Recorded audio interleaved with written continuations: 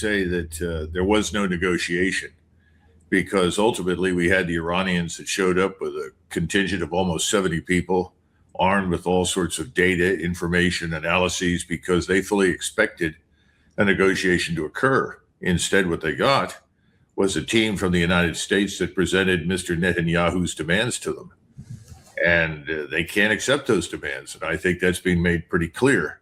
And while there was some discussion about the enriched uranium, ultimately the outcome was simply no, we cannot conform to your expectations. And our expectations are Mr. Netanyahu's expectations. So frankly, I think the answer is pretty clear. We negotiated on behalf of Israel. If Donald Trump comes to his senses and enters into some kind of an agreement, say along the lines of the JPCOA, which he condemned as a private citizen and literally ripped up in his first term, would Netanyahu try to wreck or disrupt such a peace plan so as to continue the war? Because without it, he has no political ground on which to stand. Well, I think Mr. Netanyahu regards this as an all or nothing proposition. In his estimation, and I think in the estimation of the people that surround him, this is Israel's best shot at removing what Israel considers to be its most serious threat, and more important, its most serious obstacle to their domination of the entire region. Now, why do they feel that way? Because they have essentially unconditional total control of U.S. military power in the region. I think the CENTCOM commander, who's now Admiral Cooper, his predecessor was Kurilla. These men have fallen all over themselves to ingratiate themselves with Mr. Netanyahu, understandably, since that's ultimately the man that is calling the shots in the region. So I think Mr. Netanyahu's view is either I make this work, I realize the greater Israel project, it becomes real as a result of destroying Iran, or we in Israel are going to have a tough time surviving in the region. And I think he's probably right, because you can't call all of your neighbors subhuman or criminals and then expect to get along with them when the war stops. And that's his position. So, yeah, I think he's in this to the bitter end, and he's going to do whatever he can to obstruct any sort of arrangement that brings this conflict to a close.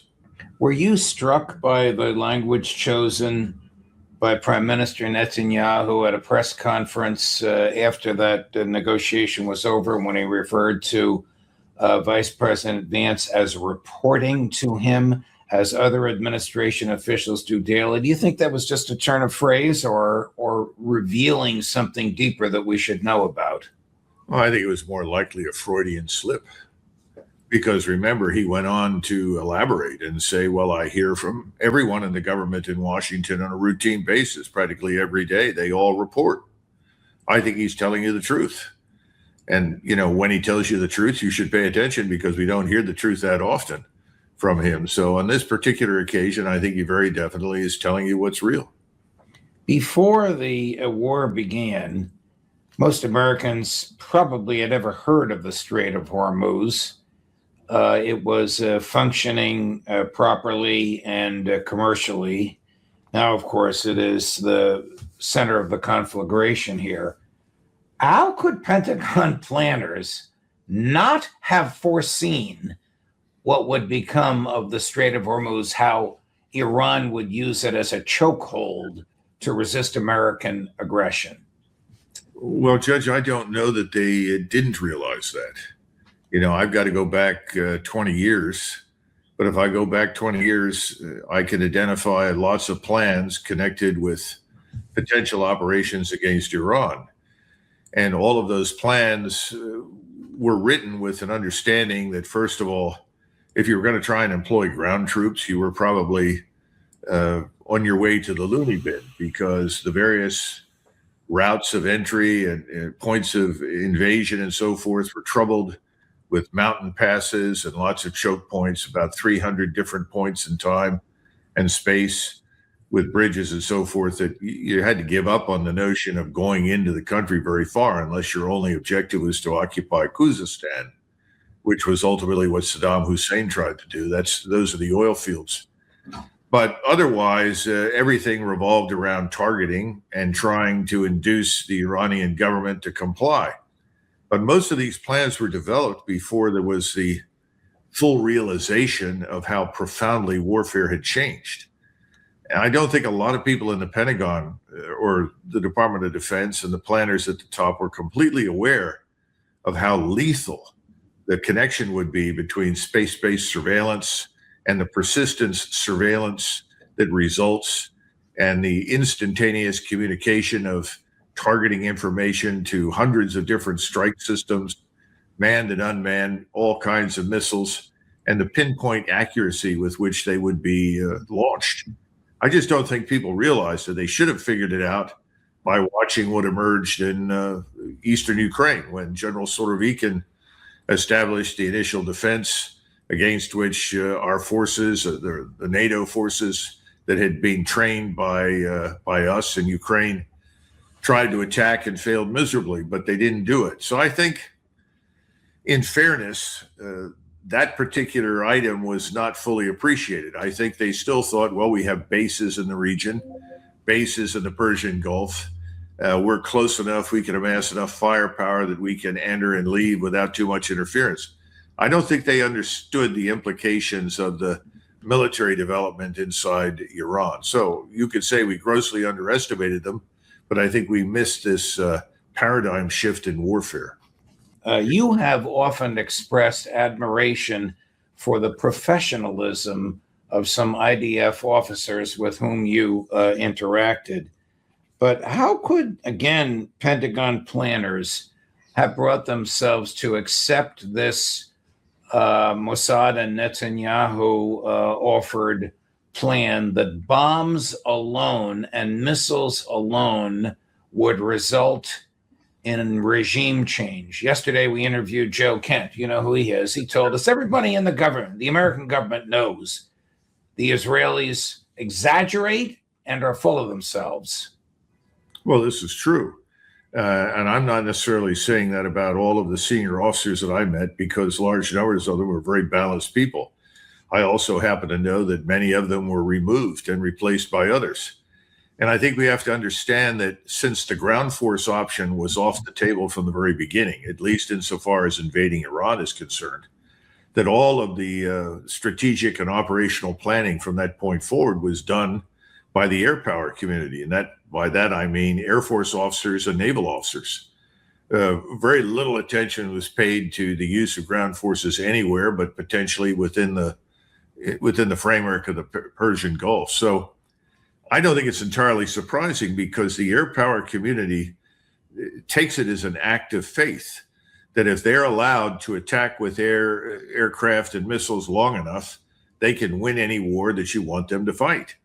They really, truly believe that. And they'll point to anything, whether it was successful or not, and try to claim credit for having won the war, surely with the use of air power. So I don't think that's the issue. I think the larger issue is back to what you said. They didn't really understand what they were up against, that the enemy they thought they were going to fight turned out to be very different. Right. And that's essentially what happened to us, I would argue, in many places, including Vietnam. You know what? If you read the intelligence reports and the assessments of the Germans before we landed in Normandy, we depicted the German army as on its last legs. We expected to get much further, much faster than we did. And as a result, when we went to Okinawa, we used far more forces than we did at Normandy, because we recognized that we'd underestimated it. So, you know, I wish I could give you a better answer, but I think we just miscalculated and underestimated. What would Netanyahu say if a reporter asked him at a press conference, how many nuclear weapons does Israel have? I think he'd probably say that's not for discussion, and he might not even acknowledge that they have any. That's been the policy now for years and years and years. But we know they've got at least 300 weapons. When I asked Joe Kent yesterday, he laughed and he said, everybody in the national security part of the federal government of the United States of America can tell you how many nuclear warheads the Israelis have. But we're not allowed to say it in public, Judge. Yeah. Well, look, this is a unique set of circumstances. We're dealing with a state that has leverage over everybody in Washington as a result of having systematically invested in control of our government. And they now have large numbers of people all across our government who are absolutely loyal to Israel first. And by the way, they're by no means all Jewish. So I can't be surprised by any of this. You know, you're familiar with the legal record, and you know that in 1965 there was a Supreme Court case that found it in favor of dual citizenship. Yeah. And that, I think, was a catastrophe for us. I've always been a strong believer that if you are a dual citizen, you should not hold elected office or appointment in any federal position. That's just my attitude. I think you can only be loyal to one state at a time. Well, it makes sense, Colonel. And unfortunately, I don't know who they all are. I think Congressman Randy Fine is probably a dual citizen. John Bolton, the president's national security advisor, now a defendant in a criminal case, a dual citizen. They're probably a lot more than we know. One of the members of the House of Representatives fought for the IDF. The poor guy lost his legs below his knees. He sometimes shows up on the floor of the House with shorts on so you can see the artificial legs that he has. I'm sure he's a dual citizen. Brian Mast, M-A-S-T, I believe, is the congressman's name. It's a terrible, terrible state of affairs. I mean, we talk about nukes and Iran is dangerous and why should they have a nuclear weapon? What about North Korea? He's a madman and he has nuclear weapons. Well, you're preaching to the choir, and many of us sort of shake our head in disbelief that we've gone along with this for as long as we have. Perhaps this event will change things, because right now the president has no easy way out of the position he's in right now. He's talked himself into a corner. He's made bold, rash statements reminiscent of people like Lyndon Johnson during the Vietnam War that make his retreat from these policy positions virtually impossible. And so what is he going to do? He can do one of two things, frankly. He can escalate. And I still think that's his inclination, because that's his nature. You know that. He's right. Roy Cohn's loyal pupil. So I think he's predisposed to escalate. And I think we're waiting for additional forces to be in position before we do anything. And I suspect that by Saturday, those forces should be on station. So that's the first thing. Second thing is, he can keep up this blockade, but the blockade is not perfect. Ships have slipped through, I'm told. It also is very expensive. There's no guarantee that it'll make any difference. Remember that when we blockaded Cuba, we called it a quarantine to avoid trouble with the legal language, but we used 180 surface vessels. The blockade actually reached all the way out into the North Atlantic. And we did this in effectively our home waters, which meant that we could fly from bases in the United States and we could sustain all the ships at sea very easily. We're not in that position over in the Indian Ocean or in the Mediterranean anymore. What are we going to stop? Are you going to put ships in the Caspian Sea? I don't think so.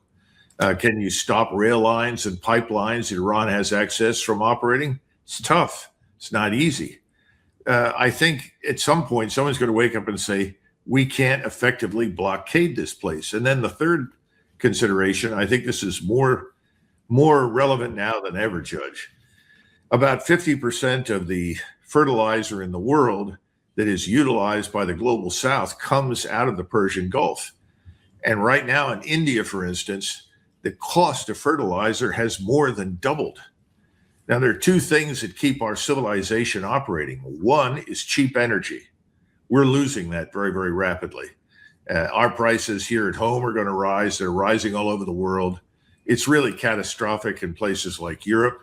It's very hard on our friends in Japan and Korea, all of Southeast Asia, Thailand, Vietnam, Malaysia. So cheap energy is no longer cheap. That's disastrous for us. The second thing you get with cheap energy is cheap credit. That is drying up. And when you look at the world today and the countries that are in a position to provide cheap credit, there's only one, and that's China. And China is very rapidly becoming the safe haven for cash from all over the world. not the United States, not anymore. And we also forget that when we freeze billions of dollars that belong to the Russians, billions that belong to Iran, billions that belong to anybody, we send a terrible signal to the rest of the world that if you put your money within our reach, if you use our system, our SWIFT system and so forth, we can do with your cash, with your assets, anything we want whenever we do it. Right. China is not going to do that. It's made it very clear. So what we've done with this crisis thus far is not simply made China that much more attractive as a reliable business partner for the world. We've also made BRICS an extremely attractive organization to join and get out from under us. So logic dictates dump the blockade, release the funds, and announce to the world that on humanitarian grounds, you, President Donald Trump, are ending this conflict because it's hurting the world. And you know that, and you don't want to hurt the world. You want complete freedom of navigation for everyone. And so we're ending this blockade and we are disengaging, and we will find other ways to resolve our dispute with Iran. But, Judge, we have a party that's involved. Israel. It's Israel. And Israel is not going to allow that. Let me ask you a philosophical question. Do of course hold a doctorate of philosophy. No. International relations. Don't make me into a philosopher, Judge. All right. It's called a PhD, but it's certainly in international relations. But this is imbued with international relations. How odd is the bonding between the United States and Israel? Israel is a messianic, eschatological, interested in the end of times, apartheid nation. The United States is the opposite. It is secular. It believes in the value of every human being, and it embraces the Enlightenment. How did we get to this bond? Well, I think you've got to go all the way back to World War II and Harry Truman. A close friend of mine that I went to school with for years, and he happens to be Jewish, and he would tell me routinely the death of 6 million Jews in World War II was the down payment on the state of Israel. And to a large extent, I think he's right. And I think that Truman saw it that way. Many people did at the time, that as a result of this long history of being tossed out of virtually every country in Europe and many other countries in the Middle East and around the world, Jews deserved a safe haven. I don't think anybody at the time, including Harry Truman, thought that the safe haven would be turned into a platform for the projection of military power against all of its neighbors. And so people like me and a lot of other Americans thought that whatever we could do to help Israel defend itself and preserve the state of Israel was virtuous. I don't think we thought in terms of Israel expanding at the expense of its neighbors, conquering its neighbors, dominating the Middle East, or anything else. But that's where we've ended up. How inappropriate is it? I mean, I don't know if these reports are true or not. They come from credible sources that President Trump asked General Kane to explain how the nuclear codes work. How inappropriate and dangerous, if this is true, and dangerous would that have been for the President of the United States to contemplate the use of nuclear weapons against this country at this time? Well, the only source for any of this that I'm aware of is Larry Johnson, and he has some pretty good access. Yes. So I don't doubt Larry. The only thing that I would say is as follows, that presidents do have every right to involve themselves in the whole nuclear business. In fact, one of the complaints that several chairmen of the Joint Chiefs of Staff have made over many, many years is the lack of interest that too many presidents have shown in the whole business. Now, I don't know precisely what President Trump said. I don't know what his words were. I sincerely hope that he was not contemplating the use of a nuclear weapon in this particular setting, or for that matter, in my judgment, in any setting. But having said that, we need to keep a couple of things in mind. The chairman of the Joint Chiefs is the senior military advisor to the President of the United States. He commands nothing. He has no command authority. The man with all the command authority is Pete Hegseth, the Secretary of War. And once you move beyond Pete Hegseth and you go out to the combatant commanders and the functional commanders, that's where you have command authority. So you have people out in the field or around the world and inside the United States who do have command authority. They report directly to the Secretary of Defense or the President. The chairman of the Joint Chiefs has none of that. The chairman, however, is obligated to advise the president. And that means that if he thinks this is a dumb idea or a bad idea, he's obligated to say that. And we don't know what the content of the conversation was. It may well be that the chairman told the president, Mr. President, we've come as far as we can go with what we have. We can probably do more damage, but that damage may not produce the result that you want. And then perhaps President Trump made some flippant remark about nuclear weapons. You know, Donald Trump makes flippant remarks. We don't know. And I'm quite sure that the chairman responds, said that has no relevance, no bearing here. We shouldn't even consider it, which is what I would say. So I'm hoping that that's what occurred. But, you know, there's something else that people need to get through their heads. I listen every day to somebody who's saying, well, look at the Secretary of War. He's fired somebody else, and the president wants to get rid of this person. We fired, really relieved is the correct terminology, dozens and dozens and dozens of general officers and admirals during both World War I and World War II. Not so many admirals in the First War, but certainly during the Second. You relieve more senior officers in wartime than at any other point in their careers. And it makes sense. And sometimes the relief is not because they're incompetent, it's because they haven't been successful. And sometimes they're not successful for reasons that they don't have much control over. But as George Marshall used to say, I don't have time to do that. I've got to win. This man's been unlucky. We're going to put somebody else in there and find out if he can do better. In other words, it wasn't necessarily personal. And sometimes the people that you remove are exhausted. They can't keep up. I just want to make that point clear because there seems to be this attempt in Washington in partisan politics to demonize anyone in the chain of command, the president, Secretary of Defense, or anyone else, senior officers who relieve people. That's their job. It's called a supervisory authority over the military, civilian control of the military. That's what's supposed to happen. Now, you could quibble over the reasons. Now, I haven't heard President Trump express the view that he wants to relieve the chairman of the Joint Chiefs. He seems to talk to the man, and the man talks to him. That's a good thing. Let's hope it was what I described and not something worse.